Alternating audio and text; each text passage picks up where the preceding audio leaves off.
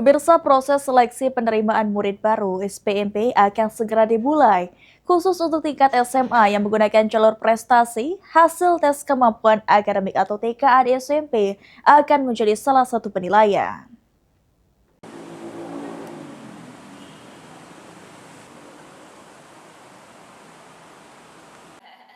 Seleksi penerimaan murid baru SPMB 2026 akan segera dimulai. Dalam proses SPMB kali ini ada 4 jalur yang disiapkan, yakni afirmasi, prestasi, domisili, dan mutasi orang tua.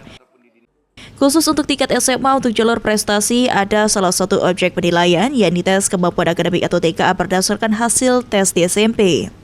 Kepala Dinas Pendidikan Sumatera Selatan Montia Poni menyampaikan, sampai sejauh ini belum ditemukan kendala terkait pelaksanaan SPMB.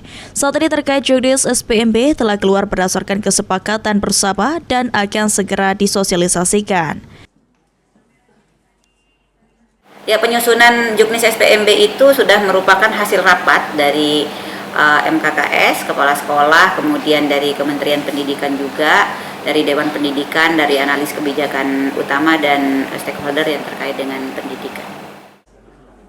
Berdasarkan keputusan untuk kuota SPMB tingkat SMA tahun ini masih sama seperti tahun lalu, di mana satu kelas berisikan 36 siswa berdasarkan data pokok pendidikan atau DAPODI. Tim Liputan PAL TV.